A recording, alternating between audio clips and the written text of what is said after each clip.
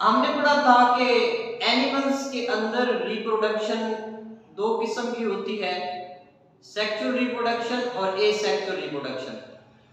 Asexual reproduction का topic हमने start किया हुआ था और एसेक्सुअल रिप्रोडक्शन में आज हम जिस टॉपिक की बात करने वाले हैं वो है पार्थेनोजेनेसिस। अगर यही प्रोसेस प्लांट्स के अंदर होगा तो उसको हम कहते हैं पार्थिनोकार्पी।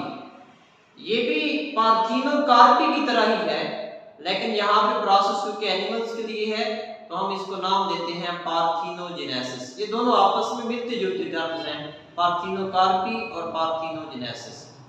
तो डियर स्टूडेंट्स, सबसे पहले हम देखते हैं कि पार्थिनोजेनेसिस क्या है। पार्थिनो का मतलब होता है फॉल्स, फॉल्स, और जेनेसिस का मतलब होता है प्रोडक्शन।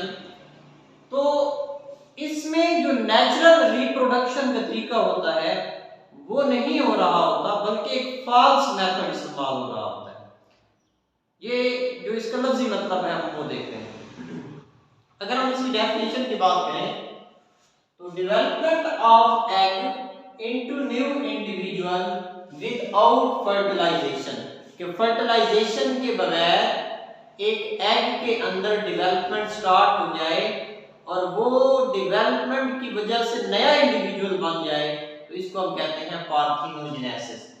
अगर हम नेचुरली बात करें ना, तो नेचुरली जो सेक्सुअल रिप्रोडक्शन होती है हमेशा उसमें ऐसा होता है कि एक मेल गैमीट होता है, स्पर्म जिसको कहते हैं, स्पर्म और एग आपस में मिलते हैं, एग और स्पर्म मिलकर जाइगोट बनाते हैं और फिर इस जाइगोट के अंदर डेवलपमेंट फर्दर होती है और इससे कंप्लीट इंडिविजुअल बनता है। लेकिन डियर स्टूडेंट्स, यहाँ पे ऐसा नहीं है, ये प्रोसेस तो नॉर्मल है, ये ट्रू प्रोडक्शन हम इसको कहेंगे। लेकिन पार्थिनोजेनेसिस में क्या होगा कि ये जो स्पर्म है ये तो मिलता ही नहीं है, स्पर्म के बगैर जस्ट एग जो है इसमें डेवलपमेंट स्टार्ट हो जाती है और एग कन्वर्ट हो जाता है कंप्लीट इंडिविजुअल में।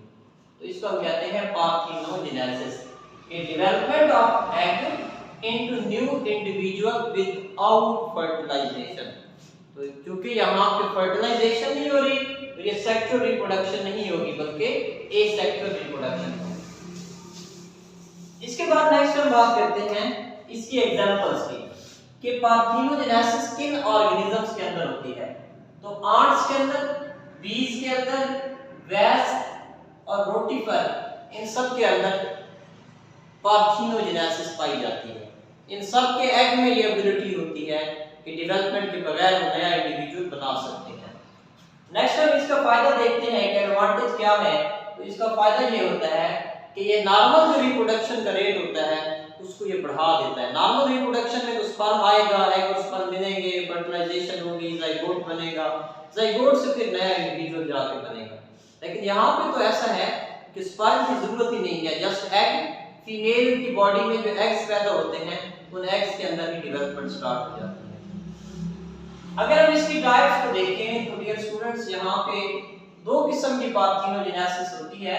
एक होती है हैप्लॉइड पार्थिनोजेनेसिस और दूसरा है हमारे पास डिप्लॉइड पार्थिनोजेनेसिस।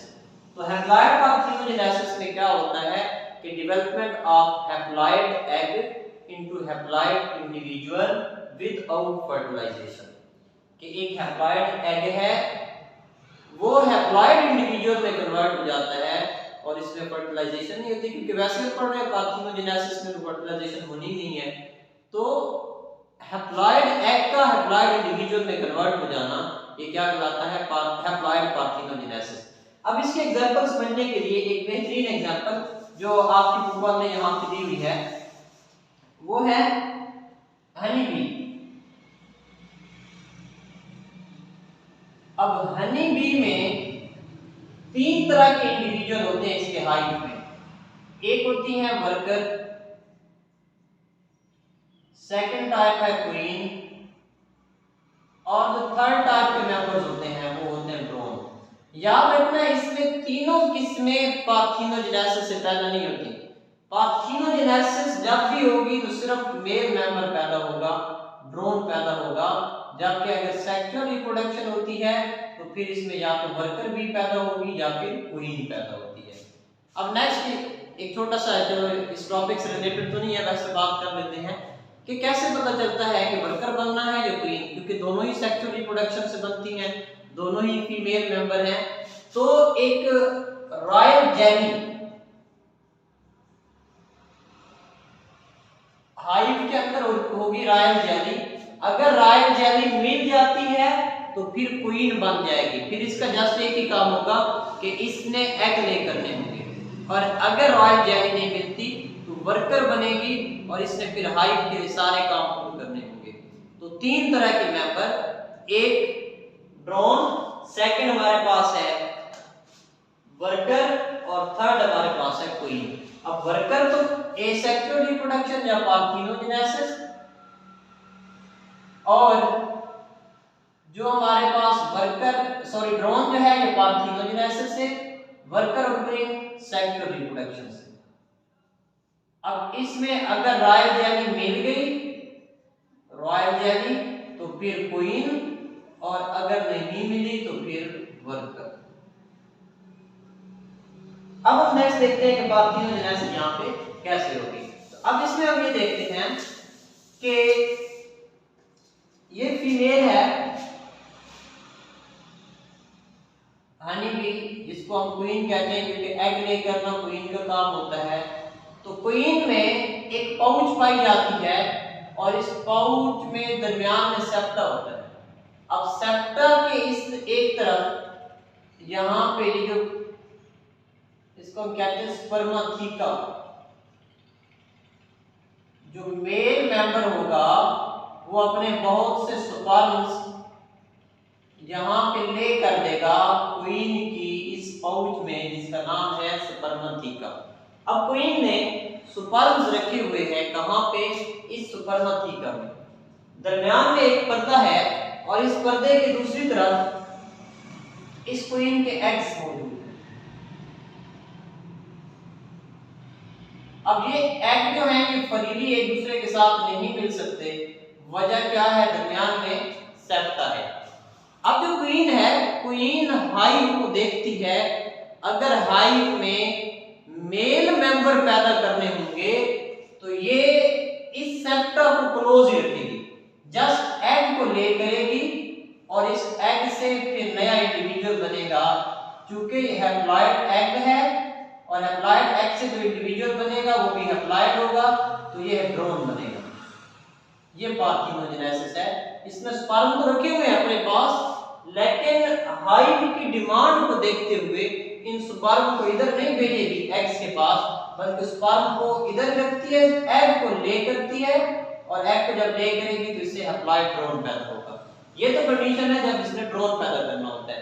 लेकिन अगर इसको पैदा करना होता है फीमेल मेंबर या इसने पैदा करने हो वर्कर और क्वींस, तो फिर यहाँ पे एक बाकायदा वाल्व लगा होता है। ये इस वाल्व को ओपन करती है, जब वाल्व ओपन होगा तो स्पर्म इधर आएंगे, स्पर्म इधर आएंगे तो एग और स्पर्म की फ्यूजन होगी, तो इससे फिर जो मेंबर बनेंगे वो मेल नहीं होंगे, वो फीमेल होंगे, या तो वर्कर या फिर क्वीन।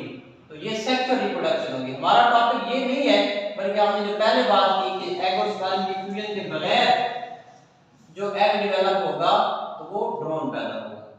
तो इसमें क्या होता है कि हनी बी और हनी बी में कौन, ड्रोन, ये एग्जांपल है एप्लाइड पार्थिनोजेनेसिस के drone produce sperm by mitosis. अब ड्रोन बन गया, अब उसमें स्पर्म पैदा करने हैं तो वो मियोसिस से पैदा नहीं करेगा बल्कि माइटोसिस से पैदा करेगा। नॉर्मली क्या होता है, गैमेटोजेनेसिस या एग और स्पर्म की जो फॉर्मेशन होती है वो मियोसिस के प्रोसेस से होती है, लेकिन यहाँ पे मियोसिस नहीं होगी, बल्कि जो ड्रोन होगा वो माइटोसिस के थ्रू नया स्पर्म पैदा करेगा और क्रोमोसोम की नंबर इंश्योर करेगा, सेम रखेगा। Female queen sperm receive by drone, drone के स्पर्म को फीमेल क्वीन रिसीव करती है और इनको स्टोर कर देती है स्पर्माथिका में। वाल्व लगा होता है जो इस सेप्टा को बांध रखता है, और ड्रोन के केस में ये वाल्व बंद ही रहता है, सिर्फ एग से डेवलपमेंट होती है और इससे ड्रोन पैदा होता है। लेकिन अगर सेक्सुअल रिप्रोडक्शन है तो फिर इसको आपको खोला जाएगा। Next year student second type है जिसको हम कहते हैं डिप्लॉयड पार्थिनोजेनेसिस। ये बिल्कुल क्लियर से था, इसमें कोई कंफ्यूजन नहीं है क्योंकि है एग एप्लाइड होता है, एप्लाइड एग से एप्लाइड इंडिविजुअल बन सकता है।